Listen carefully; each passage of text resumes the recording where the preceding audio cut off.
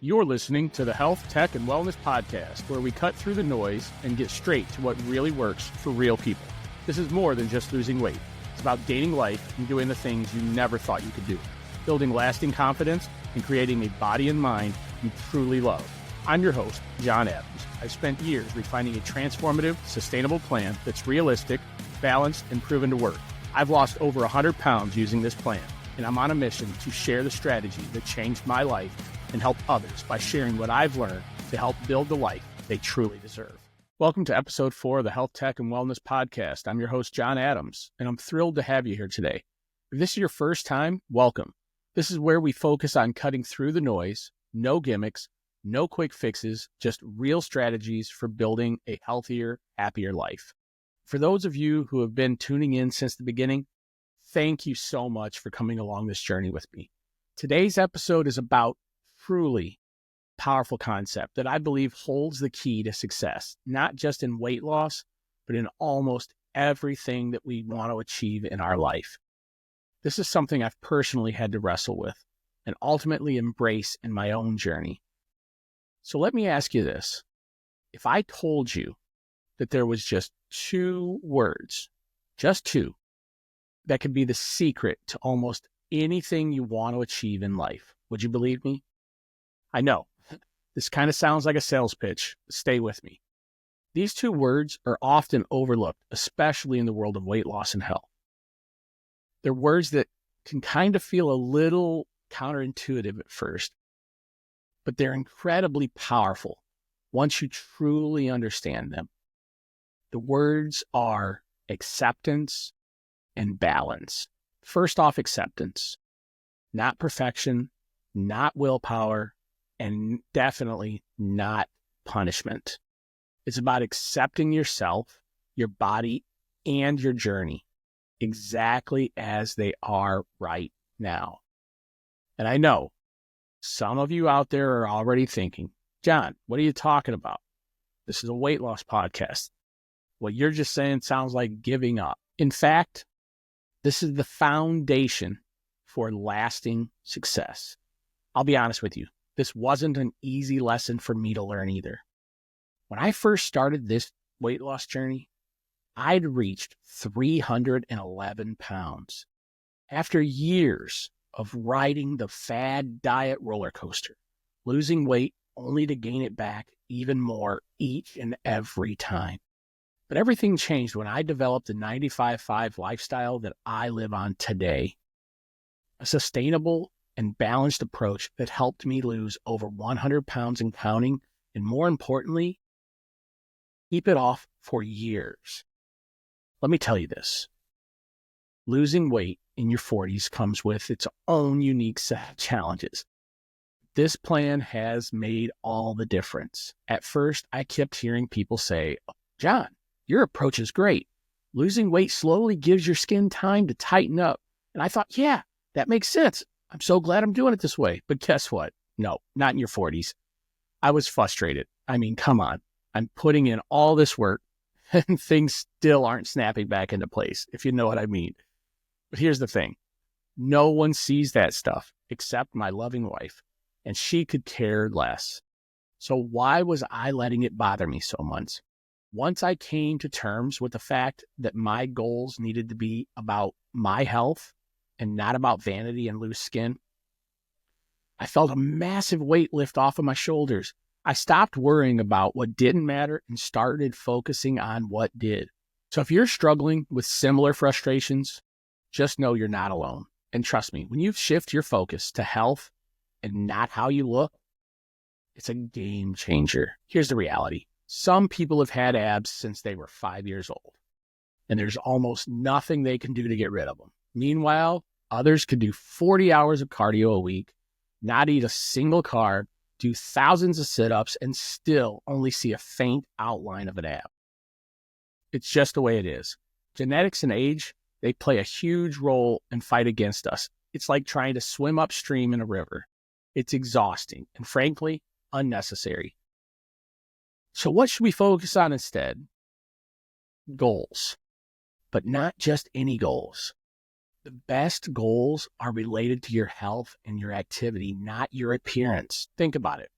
Wouldn't it feel much better to celebrate running or even walking your first mile, lifting a heavier weight, or simply just having more energy to play with your kids than obsess over how your stomach looks? When you stop chasing a perfect image and start celebrating progress, the journey becomes so much more rewarding. Now let's talk about one of the most overlooked but essential keys to long-term weight loss and health success. The second word, balance. Balance isn't just about how much you eat or how much you exercise. It's about your mindset and approach to the journey. Think about how balance shows up in every aspect of your life: work and rest, effort and recovery, even sun and shade. When we tip too far in one direction or the other, things start to fall apart. Sleep too little, your body rebels. Work too hard, you get burned out. It's natural. It's a natural way of telling us that extremes aren't sustainable. So how does this apply to weight loss? In two big ways that I see all the time. First, let's talk about the extreme goal-oriented people. These are the folks who dive in head first with a plan so strict and intense that it leaves no room for error. Maybe it's hours of cardio every single day, or cutting out entire food groups overnight. And you know what? These people are often the loudest in my comment section, saying things like, if people just stick to the diet, they'll succeed. To those people, I say, yes, discipline does matter, but discipline without balance isn't sustainable. Even if you stick to a rigid plan for a few weeks or months, life has a way of throwing curveballs at you. A holiday pops up, and there's a lot of them, it seems like, anymore. You're just having a bad day. Or just the fact that we're humans and not robots. When you're so laser focused on extreme goals, the smallest slip feels like failure. And that's where the cycle starts. You're either all in one day or completely off track the next. It's exhausting, and for most people, it's not a long-term solution. On the flip side, we have the extreme grace-oriented people. These are the folks who say, I'll start tomorrow, or I'll get to it eventually. Grace is important, don't get me wrong. Beating yourself up doesn't help anything. But too much grace can lead to complete inaction. It's like telling yourself it's okay to stay stuck because you're being kind to yourself. True grace means forgiving yourself when you fall, but also taking action to move forward. Rocky's got it right there. The world ain't all sunshine and rainbows. It can be a very mean and nasty place.